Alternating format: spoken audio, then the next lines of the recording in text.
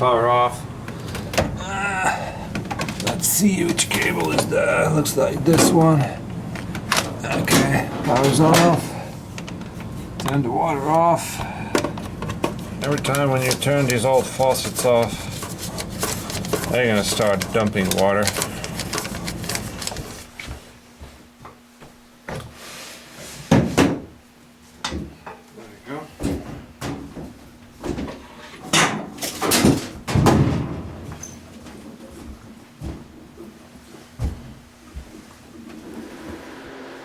Yeah, I installed these ratchets. Makes a lot easier job to move stuff around when it's actually tied to the dolly. Always works, except when it's not. I think there's still water in it. I could hear it sloshing, so we gotta take this back cover off first. 1/4-inch screws, and she's rocking around because the floor in my house is not even. Did you count it? How many screws? I didn't. There you go. We are in. And that's what we can see. So here's what we got so far. I removed a bunch of bolts in the back here. And this top end will loosen up, remove this top cover, and there's a plug that plugs in right there. You gotta disconnect that plug. There's a tab, you can just compress the tab. Plug is gonna come out. And then that top end, you can set it aside. And in the front end, there are 2 spring tabs. And they are right here. So there's one spring tab and there's one spring tab. And these are about 6 inches from the edge. You can just come in with a screwdriver and then press on it. And then this front end is going to lift off. So the whole front end is going to be, you will be able to lift it off. So the next thing is to create some footage here, basically. Just identify where these cables are connected. Looks like there's a 3 and there's a 4, and there's a tube and there's another connector here. So I have to disconnect all these cables, and then I will be able to free this top end from the washer. So why don't we do that? So that comes down like so, and then the connector comes out.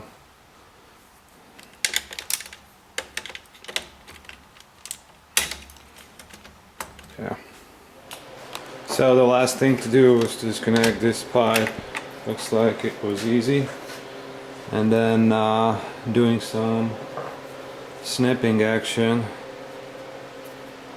on that guy. So now this can be disconnected down here, and then that can stay up here. So this wire can stay up there. I don't even need to disconnect it. So I'm just gonna promptly plug it back in like so. It's like there's this cover. Yep, you can just pry it off like that. And there's a bolt underneath. Looks like it's 7/16 size. Fits nicely. So here's the bolt. Looks like some kind of special shoulder bolt. There's no camera in the world that will focus on that. There you go. I'll bet you if those bolts fall, they will fall right into the machine. So you can see there are some slots. Yeah, we do have our mistakes. Okay, so cap is off. Not sure what that guy is doing. It's just probably keeping the dirt out. Almost in. So what I did is I used both of my hands across, and then I was able to move this entire what is it? God knows what they call it. Barrel or drum or rotary tumbler wheel vibrator if you leave your coins in your pocket. So I was able to lift this guy up, and it looks like that there's a number of tabs here, so we can just depress the tabs like so, and then this top section, this white faceplate, is gonna come off, and then we'll be able to bring the barrel out. You can just go in and pry these out like so. There you go. And they just jump out. And then the next thing is remove the cover. Oh, actually, sorry, there's one more pipe right here. Needs to be disconnected first. So once you remove all the tabs, this cover comes off like so. So it goes in a pile right there. What I did is I removed these plastic hangers right there in the box, and then you can unhook these suspension elements, and then I just took off the petticoat, and then once I looked, there was a pocket here with all kind of interesting information. Just look at that, there's like switching diagrams, and there's actually proper engineering stuff showing all the modules and the different connectors. Remember kids, whenever you work on, you always want to keep it in a stable position. 3-point contact. This beast still had some water in it, so I used that bucket to drain it, and of course there's a little bit on the floor. Here's the drive section, and there's a direct drive motor. These are usually brushless motors, and then here on the bottom side you got all kind of little pumps and valves that move the fluid around. So I think the next thing I need to take off is this bolt, and then see if I can remove the motor section. So here's the direct drive motor, and I tried a 6mm driver, and it fits a little loosey-goosey, so I'm guessing that's a 1/4 inch drive, and I tried to unscrew this, and this was completely loose. There you have it. There's the direct drive motor, and these are the permanent magnets. Looks like they just used ferrite magnets, and they cast right into the plastic. Plastic has some ribs here. Everything seems to be good condition, and it's interestingly engineered. That bolt that holds everything together, it's got like a washer on the inside, so when you unscrew the bolt, it will automatically push this bell, motor bell, I guess this is the rotor, off of that shaft. So that's how the motor part looks like. What I'm using here is a drive. It's a 3/8. So looks like all the hardware on this one is English.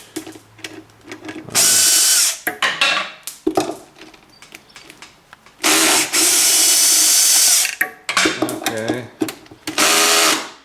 just gonna loosen the last one, make sure it doesn't fall off. There's the motor section removed.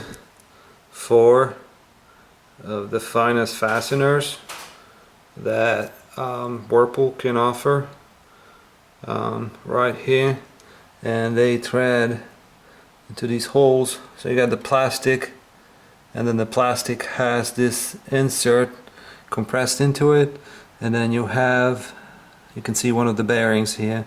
So this is a double sealed bearing. That's what we are after. So I moved the motor out of the way, and I properly mounted it, so it's pretty solid. And this knot looks like 1.8 inch. It's a little over 31.59, 31.6, 31.6. There you go, 31.6. So it's about 1.8 inch. Let's see if I have a driver for that. It's a 32mm. That's for a wheel knot. Oh, look at that. Oh, look at that. Look at that. check that out. Check that out. It's completely loosey-goosey. So it's not, and I didn't apply torque, nothing. I just tried it. So looks like this bearing was marching out of the hub. That's what happened. And then all this shmoo around, I'm pretty sure that came out of the bearing. This is the drum, disassembled, and you can see she's bleeding some kind of dark blood. And there's one drop of dark blood, and there's a couple more drops of dark blood. That's the seal on the shaft, so the steel got stuck on the shaft. And then if you look inside there, you can see that there's a bearing. There's the motor side bearing. I removed it, and we're gonna use proper tools, of course, to remove the drive side or the business end. And you might ask, why did that bearing fail? Well, there are two reasons. The first one is that is the bearing that will see that shmoo coming through first time.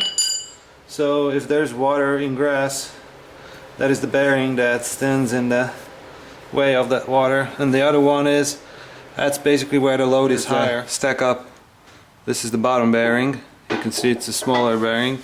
So the motor sits down here, and then the drum is up here. And this is the bearing just below the drum. So if I roll it, you can hear how it sounds. It's not nice. It looks like all the grease came out of it. Seems to be a standard bearing. The number on it, 60060K. This is just a spacer for the shaft. I have to clean that. Looks like it's intact. And then there's another spacer here just above the bottom bearing. And then this is the bottom bearing, and she feels smooth. It's a KBC Korea. Here's the bearing, and I'm just gonna pry out this seal. You can see inside there's still some grease, but it's just a shadow of itself. That grease is completely liquefied, so it's like oil, and when it heats up it's just gonna leach out, and that's the grease that I saw on the motor. Well, it's next day now. The parts just came in, so there's the seal. You can buy this in a kit. So there's the old, this is a new seal, and there's the old one, and you can see it's similar. This one actually has a ring spring on it, and it's got 3 lips. So there's 1, there's 2, and there's 3. So this is more like a dust shield on the top, and then there's extra 2 lips. And then this guy, it doesn't have the kind of spring, or maybe it's cast into the rubber, not sure. Size wise it's the same.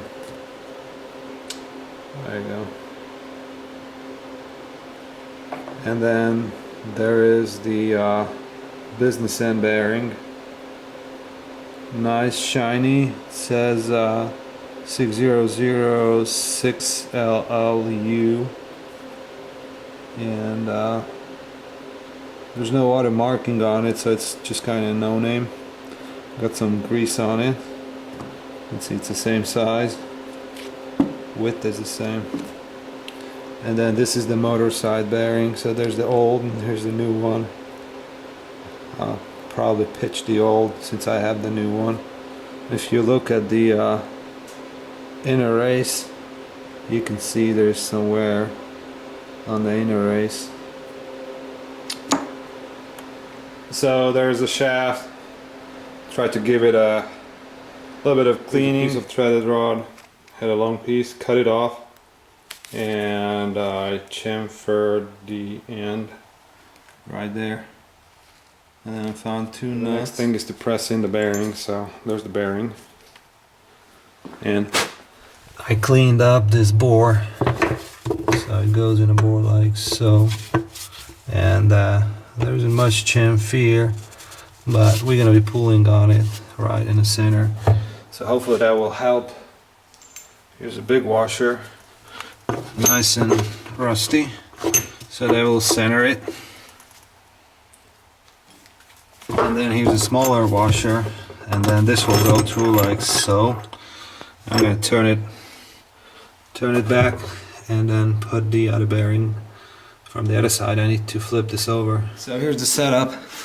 The motor end bearing is right there on the top, and then this washer and nut, and I just need to start cranking this nut. There you have it. Tightening that nut is going to pull it down, and then it's going to bring back the other bearing. So there you have it. The bearings are seated. The shaft went in without a problem. Here's the parts again, assembled. So the bearing is press fit, and then the shaft is placed, and it's running relatively smoothly. What I forgot to mention is I put a little thread locker on the threads. This is just blue thread locker. What I did is I put a vice grips right there, and you can see that the teeth of the vice grips nicely interlocks with the shaft. Trying to show it, but the camera is not cooperating. Anyways, trust me on that, it nicely interlocks. And I just used another big wrench, adjustable wrench like that. Always nice to have these around. And then just apply torque. You don't have to apply super torque. Once you have the thread locker there and you can feel it's a solid clamp, it's gonna stick around. It's not gonna go anywhere. I've got a cordless drill on 14. It's on ratchet, so basically 22, 23 is the limit, maybe 24. So it's a little bit more than half. And what I do is, you know, just tighten it up one side a little bit, then the other side, and then the two more, and then just let it ratchet, and then you go back and you hand tighten, and then, you know, just make sure that the rotor, when it's seated here, it's not gonna touch any of those wires. You know, all those wires just will be seated back properly in their spaces, so it's not dangling out here, because this is where the rotor is gonna be. I don't think it has a special axial position, because these splines are pretty uniform. There's no marking on it, so she's gonna go back like so, and then we need to tighten this bolt and then see if it's running smoothly after that. The rotor installed, bolt is tightened, and I'm turning it. There's no sound, no rubbing, and that's what you want. You don't want rubbing sound. And then again, watch closely here how close the wires are to the rotor and all the guts. So you don't want the wires to touch the rotor there. So I'm happy so far. There is the outer casing sitting in a housing. The motor is on the bottom. I reattached these suspension pieces. Actually a really clever design. It lets this whole thing to wobble around, and it's like dirt cheap. Oh, you have plastic here and some raw iron rods, and it's been working for 10 years. So next one is a drum, and then the guts. Actually need to install the seal first. So the kit came with this grease, and what I'm doing is I'm applying the grease liberally, what they say. When it comes to grease, I'm a liberal. Right in the groove there. Put some of it on the shaft so it will slide on easier. And then the next one is the seal. So we're gonna slide it on, and what I'm gonna do, I'll put some super glue on the outside of the seal, at least a couple of dabs, so it will lock it in. Next thing that went in is the drum, and it was relatively easy. There's some, and then the next couple parts are these. So this is just a plastic hub, and you can see the inside part and outside part are separate. I think it's done that way so that if this guy will want to move freely, you know, there's something gets caught, then this plastic piece becomes the weak link. So this is like a mechanical fuse.